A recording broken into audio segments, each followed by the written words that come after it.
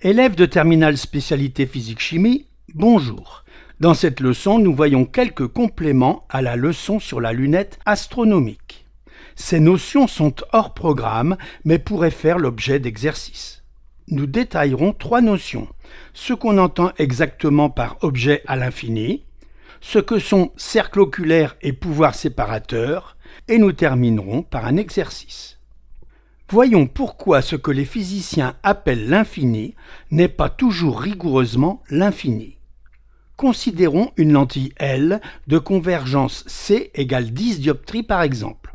On en déduit la distance focale OF' bar égale 1 sur C égale 1/10 de mètre égale 10 cm. Considérons également un objet AB situé à grande distance de la lentille. On peut déterminer graphiquement la position de l'image A' de A à travers la lentille. En grossissant fortement, on observe que l'image A'B' minuscule se forme à une très faible distance epsilon derrière le plan focal image de la lentille. Il n'est pas possible de déterminer epsilon trop petit avec la méthode graphique, mais nous pouvons encore envisager le calcul. Utilisons la relation de conjugaison 1 sur OA' bar moins 1 sur OA bar égale 1 sur OF' bar, équation 1. Ajoutons 1 sur OA bar aux deux membres pour obtenir l'équation 2. Réduisant au même dénominateur les deux termes du membre de droite, on obtient 1 sur OA' bar égale OA bar plus OF' bar sur OF' bar fois OA bar, équation 3. On exprime OA' bar en inversant les deux membres de cette dernière équation. OA' bar égale OA bar fois OF' bar sur OA bar plus OF' bar. Équation 4. Commençons par chercher l'image d'un objet situé à l'infini, si tant est que l'on puisse trouver un tel objet, plus loin que 10 milliards d'années-lumière par exemple. Posons OA bar égale moins l'infini et prenons l'équation 2, la mieux adaptée pour déterminer OA' bar. Le terme 1 sur OA bar tend vers 0 et peut donc disparaître. Renversant les deux membres restants, on a OA' bar égale OF' bar égale 10 cm. Autrement dit, nous retrouvons un résultat que nous avons déjà vu en première. L'image d'un objet à l'infini se forme dans le plan focal image de la lentille et epsilon égale 0. Considérons maintenant l'objet AB à seulement 20 mètres de la lentille, c'est-à-dire à une distance assez grande comparée aux 10 cm de la distance focale, mais en même temps assez faible, et cherchons la position de l'image en calculant OA' bar à l'aide de l'équation 4. L'application numérique donne OA' bar égale 0,1005 mètres. Autrement dit, l'image se forme à la distance epsilon égale 0,5 mm derrière le plan focal. Si l'objet est à 200 mètres de la lentille, le même calcul donne epsilon égale 5 centièmes de millimètre. Comme il est expérimentalement impossible d'apprécier cette distance, on observe que l'image se forme dans le plan focal de la lentille exactement comme si l'objet était situé à l'infini. On dit alors que l'objet est à l'infini en ayant conscience qu'il s'agit d'un abus de langage. S'il n'est pas possible d'apprécier la distance epsilon égale 0,5 mm lorsque l'objet est à 20 mètres, on dit de même que l'objet est à l'infini. On dit qu'un objet est à l'infini si on obtient les mêmes résultats que s'il l'était vraiment. Rappelons que la lunette astronomique est afocale. Elle donne d'un point objet à l'infini vu sous un angle alpha, un point image à l'infini vu sous un angle alpha' plus grand. On définit alors le grossissement par G égale alpha' sur alpha. Pour que la lunette soit afocale, il faut que le foyer principal image f'1 de l'objectif L1 soit confondu avec le foyer principal objet f2 de l'oculaire L2. La lentille objectif L1 est maintenue par ce qu'on appelle la monture dont nous considérons un des diamètres CD. CD, comme tout objet, a une image C'D' à travers l'oculaire L2. Pour déterminer l'image C' de C, on considère par exemple le rayon issu de C passant par O2 qui n'est pas dévié. et le rayon incident issu de C passant par F2 et émergeant parallèlement à l'axe principal. Les rayons émergents se croisent en C'. On procède de même pour obtenir D', image de D. Allons voir de plus près. C'D' est un diamètre du cercle oculaire, image d'un diamètre de la monture de l'objectif.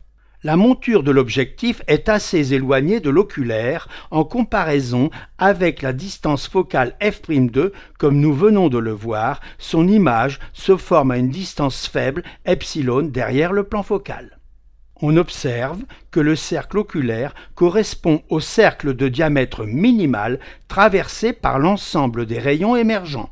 En effet, un peu à droite, pour laisser passer toute la lumière, il faut un cercle de plus grand diamètre, et même chose à gauche.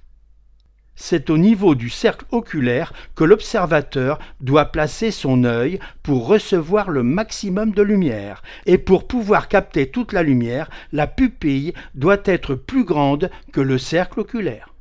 Remarquons également que toute la lumière pénétrant dans l'objectif de diamètre CD traverse ensuite le cercle oculaire de diamètre beaucoup plus petit, C'D'. L'image y est alors très lumineuse. Vous avez sans doute remarqué que les phares des voitures que l'on croise la nuit semblent n'être qu'un point lumineux lorsqu'elles sont encore éloignées et qu'on finit par distinguer les deux phares lorsqu'elles se rapprochent suffisamment. Cela vient du fait que l'œil humain ne peut distinguer deux points distincts que s'ils sont vus sous un angle plus grand qu'une certaine limite alpha. Cet angle limite qui caractérise le pouvoir séparateur de l'œil est très petit pour une personne ayant une bonne vue. Il vaut en moyenne alpha égale 1 minute d'angle, soit 1/60 de degré. Convertissons cette valeur en radians. Nous avons 360 degrés égale 2 pi radians. Divisons les deux membres par 360. 1 degré égale 2 pi sur 360 radians.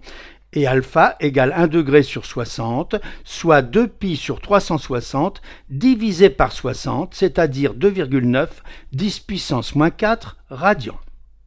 Terminons par un exercice sur la lunette de l'observatoire de Meudon en banlieue parisienne. Il s'agit de la plus grande lunette française. Le diamètre de l'objectif est de 83 cm, ce qui permet de collecter une très grande quantité de lumière.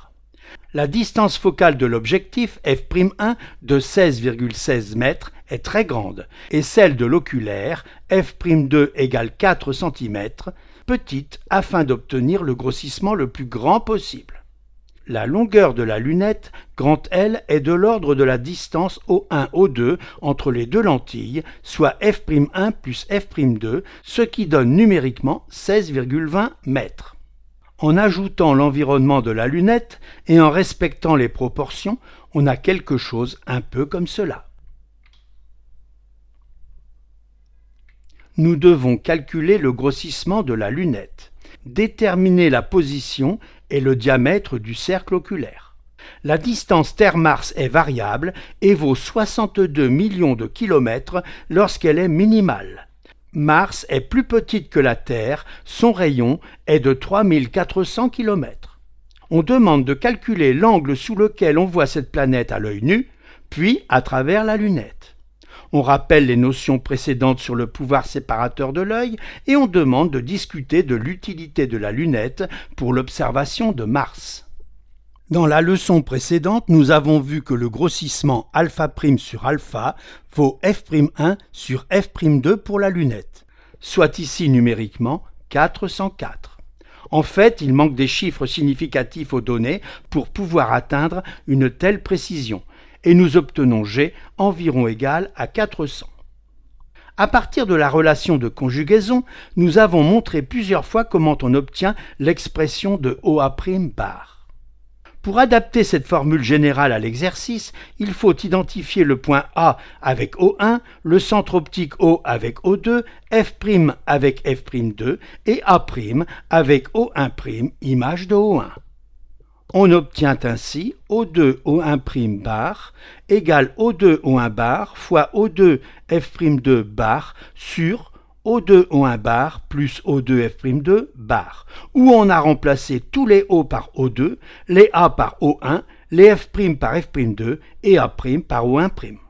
Soit O2 O1' bar égale moins F'1 plus F'2 fois F'2 sur moins F'1 moins F'2 plus F'2.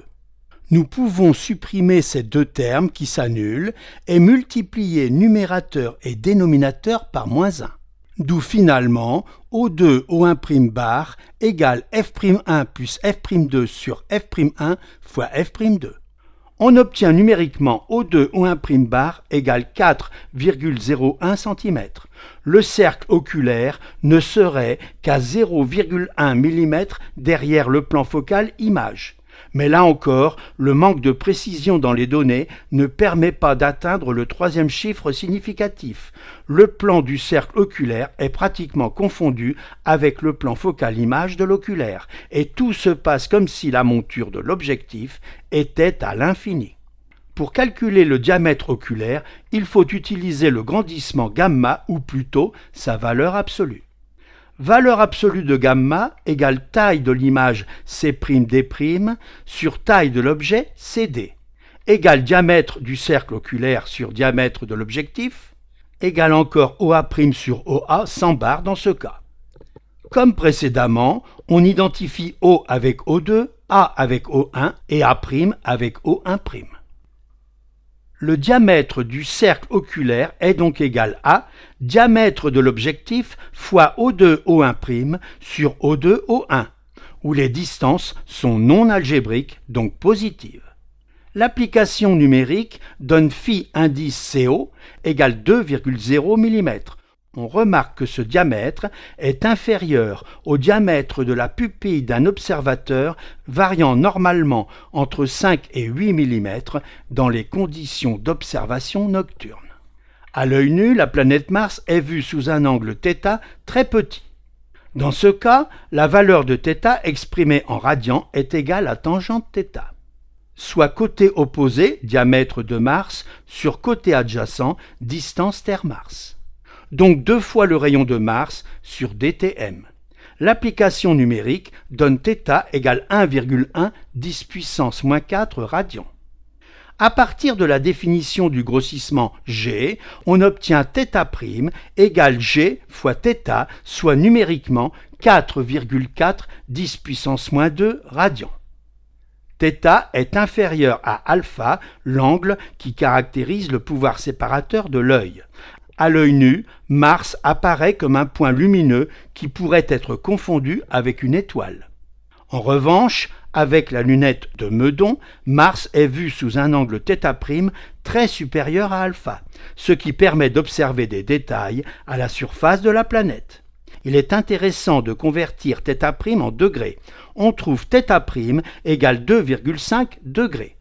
Pour se faire une idée plus concrète, pensez que la Lune est vue à l'œil nu sous un angle de 0,5 degrés, donc 5 fois plus petite que Mars à travers la lunette.